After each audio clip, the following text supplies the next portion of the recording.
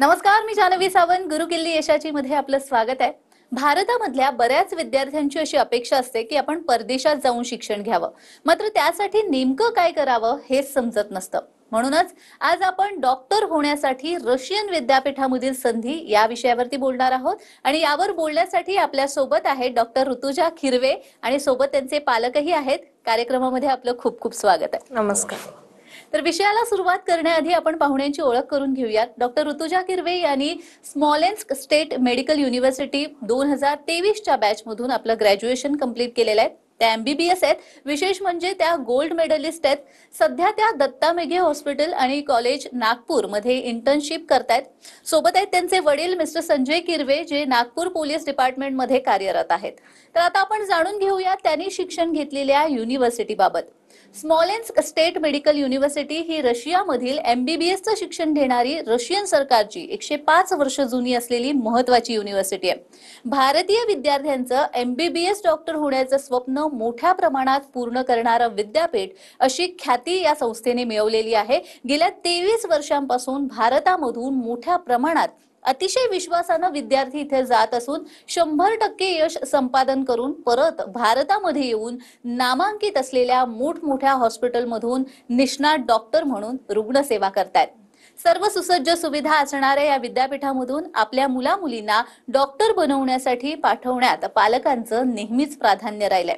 या विद्यापीठामधून यश संपादन केलेल्या काही निवडक विद्यार्थी आणि पालकांच्या अनुभवांची मालिका TV9 मराठीवर सुरू केली आहे. चला तर मग आजच्या पाहुण्यांसोबत प्रत्यक्ष चर्चेला सुरुवात करूयात. तर माझा प्रश्न ऋतुजा पहिल्यांदा आपल्याला आहे की भारतामधलं वैद्यकीय शिक्षण जे आहे आणि आता तुम्ही रशियामध्ये जे शिक्षण घेतलेलं आहे, या दोघांमध्ये काय फरक आहे किंवा काही साम्य आहे का? रशियाच्या वैद्यकीय शिक्षणात आणि भारताच्या वैद्यकीय शिक्षणात फरक हा ॲज सच नाही आहे. आपण जे 19 सब्जेक्ट्स इंडियामध्ये शिकतो तेच 19 सब्जेक्ट्स रशियामध्ये सुद्धा आहे.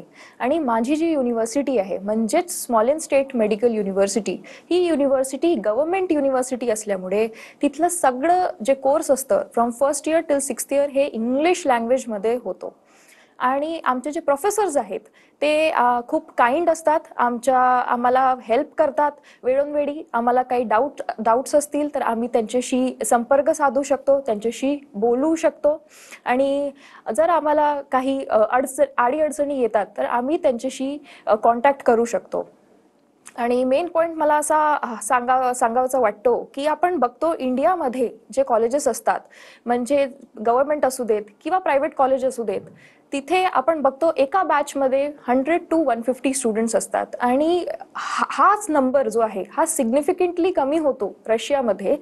एका बॅचमध्ये अराउंड 15 to 20 स्टुडंट्स असतात, जेणेकरून आमचे जे प्रोफेसर्स आहेत त्यांना आमच्याकडे लक्ष देता येतं. कोणत्या विद्यार्थ्याला किती अभ्यास करायची गरज आहे किंवा कोणाचं परफॉर्मन्स कसं आहे हे सगळं आमच्या प्रोफेसर्सला माहिती असतं. इनफॅक्ट आम्ही जे बुक्स रशियाला नेत असतो ते इंडियन ऑथरचेच असतात. आणि BD चौरसिया असू देत किंवा KD त्रिपाठी असू देत, आम्ही तेच बुक्स तिथे सुद्धा वापरतो. अगदीच ज्या पद्धतीने सांगितलं तुम्ही की हे शिक्षण तसं बघायला गेलं तर घेणं खूप सोपं आहे रशियामध्ये.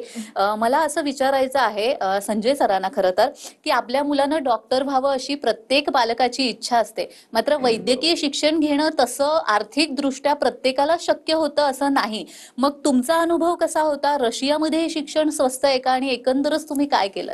हो, रशियामध्ये शिक्षण स्वस्त आहे. त्याचं कारण असं आहे की 2018मध्ये ज्यावेळेस मुलीचा नीटचा रिझल्ट लागला त्यानंतर आम्ही मग कॅप राऊंड अटेंड केले. कॅप राऊंडमध्ये मुलीला BDS हे मिळालेलं होतं, परंतु मुलीला MBBS करायचं होतं. आणि ॲज ए पालक म्हणून, ॲज ए वडील म्हणून मला सुद्धा वाटायचं की मुलींनी MBBSच करायला पाहिजे. आणि त्या अनुषंगाने मग आम्ही भारतातले प्रायव्हेट कॉलेजेस बघितले, परंतु भारताचे प्रायव्हेट कॉलेजेस हे सामान्य माणसाला परवडण्यासारखे नव्हते, कारण फी स्ट्रक्चर खूप महागडी आहे. त्यानंतर मग आम्ही दुसऱ्या कंट्रीमध्ये सर्चिंग सुरू केली आणि त्यात मला असं दिसलं की रशिया ही कंट्री मेडिकल एज्युकेशनसाठी बेस्ट आहे. आणि त्याचप्रमाणे स्मॉलेन्स्क स्टेट मेडिकल युनिव्हर्सिटीचा रँकिंगसुद्धा ओव्हर आहे. आणि योगायोग असा की स्मॉलेन्स्क स्टेट मेडिकल युनिव्हर्सिटीमध्ये माझ्या नातेवाईकाचा मुलगा हा 5th इयरमध्ये शिकवत होता. त्याच्यामुळे मला थोडंसं कॉन्फिडन्स वाढलं आणि माझ्या ज्या अडचणी होत्या त्याच्यासमोर मांडल्या. उदाहरणार्थ फी स्ट्रक्चर, सिक्युरिटी, त्याच्यानंतर मेस आणि राहण्याची व्यवस्था ही कशी काय, तर त्यांनी माझ्या अडचणीचं व्यवस्थितपणे म्हणजे निवारण केलं. स्मॉल स्टेट मेडिकल युनिव्हर्सिटी ही गव्हर्नमेंट असल्यामुळे बँक सुद्धा एज्युकेशन लोन प्रोव्हाइड करते. त्यामुळे मला म्हणजे असा फरक जाणवतो की रशियाचं शिक्षण हे स्वस्त आहे, म्हणजे स्वस्त आहे. त्यामुळे मी मुलीचं ॲडमिशन त्या ठिकाणी केलेलं आहे. स्मॉलेन्स स्टेट युनिव्हर्सिटी बद्दल आता तुम्ही इतकं बोललाय, तर त्यांचे जे चॅन्सलर आहेत RS कोझलोव यांची देखील प्रतिक्रिया आपल्या समोर आलेली आहे. आपण ती एकदा पाहूयात. Ladies and gentlemen, Smolensk State Medical University would like to welcome you as our potential students in beautiful city of Smolensk, Russian Federation. Smolensk State Medical University has been founded on 4th of April 1920 and currently is one of the leading medical universities in Russia, celebrating quite a substantial achievements during the last years. We are delighted to announce that historically we are also one of the largest universities accepting Indian students for a GP faculty. Our exclusive partner in India, the only partner, is Cosmos Education Consultant. We are very proud of our graduates, and also we would like to announce that historically we've been creating the most possible conditions for our students to develop not only their educational but also scientific, arts and sports issues. We have students hostels specifically devoted to the needs of our Indian students. We have highly qualified teachers who are providing all 6 years education in English. After the successful graduations, we are providing not only a degree but also a license for your further studies. Smolensk State Medical University is very proud that currently we have more than 2,000 Indian students. Out of them, more than 50% are actually women. This is the highest number amongst all medical universities in Russian Federation. We are also very proud that our graduates, when they are coming back to India, are passing very successfully with a very high percentage screening test to allow them to work in India and also abroad.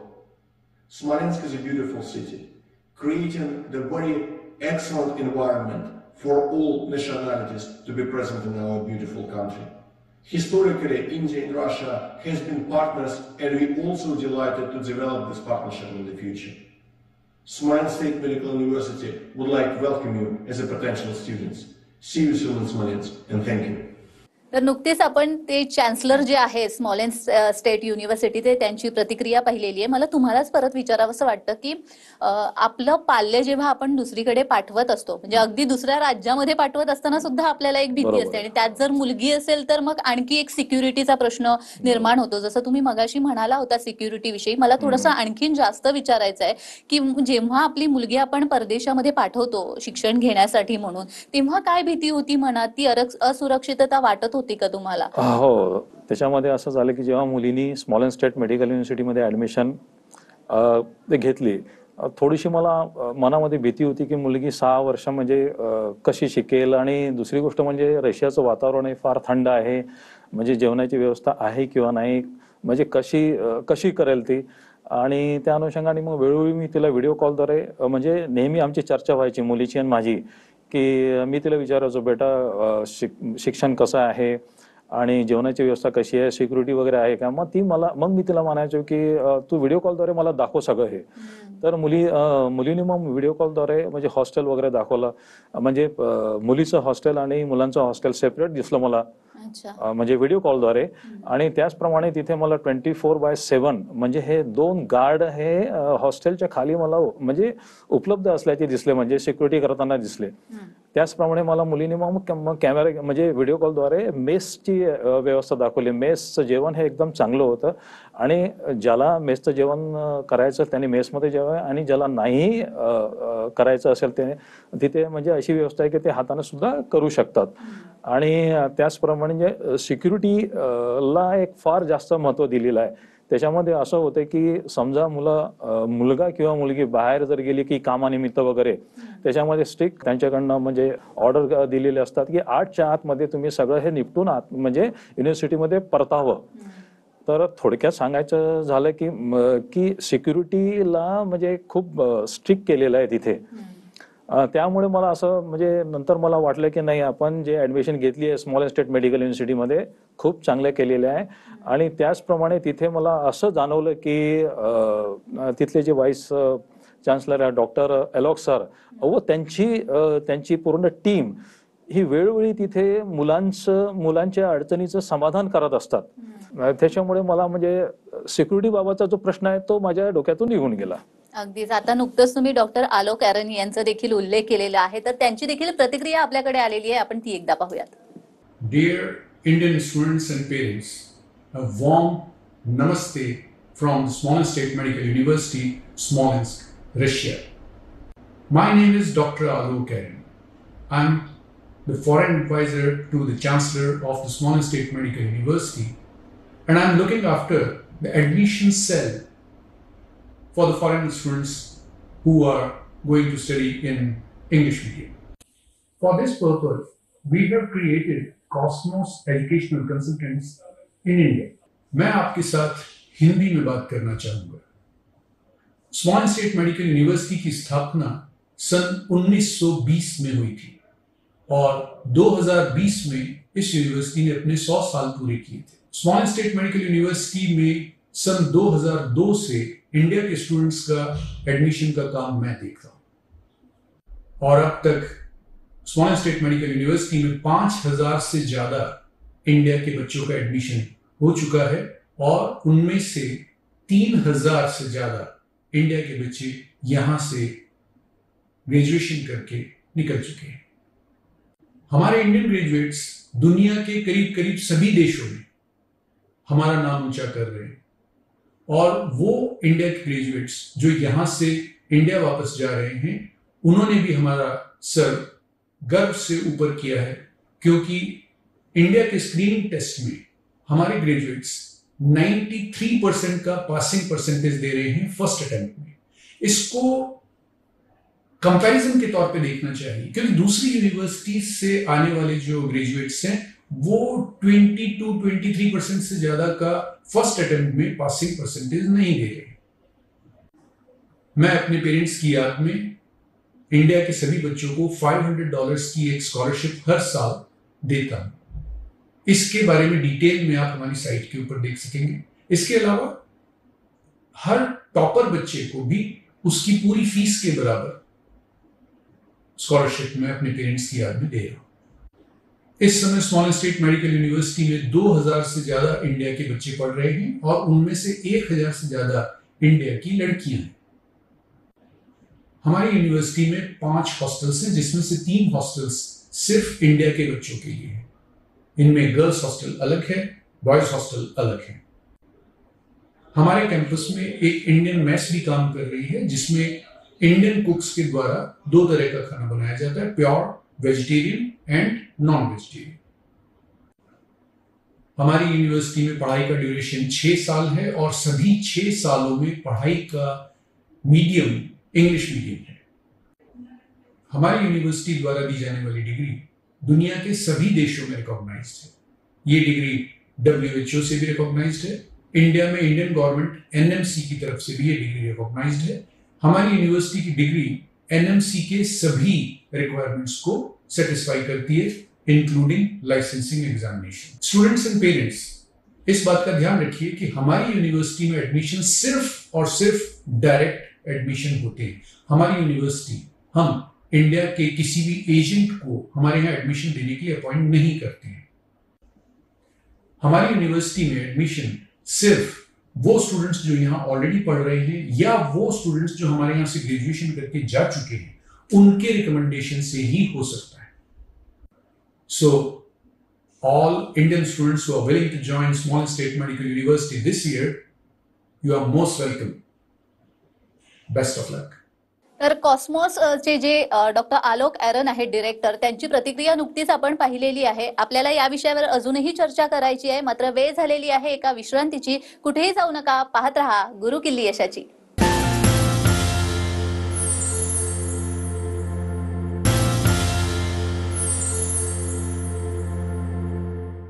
विश्रांतीनंतर सर्वांचं पुन्हा एकदा स्वागत आहे. आपण पाहतोय Russian विद्यापीठामध्ये doctor होण्याची संधी आणि आपल्या सोबत आहेत ऋतुजा किरवे आणि त्यांचे वडील. ऋतुजा, मी तुमच्याकडे येते. मगाशी आपण जेव्हा सरांशी बोलत होतो तेव्हा ते म्हणाले की सुरक्षिततेच्या दृष्टीने मला फार छान वाटलं तिकडे. तुम्ही तिथे प्रत्यक्ष अनुभव घेत होता ह्या सगळ्याचा, तुम्हाला कसं वाटलं?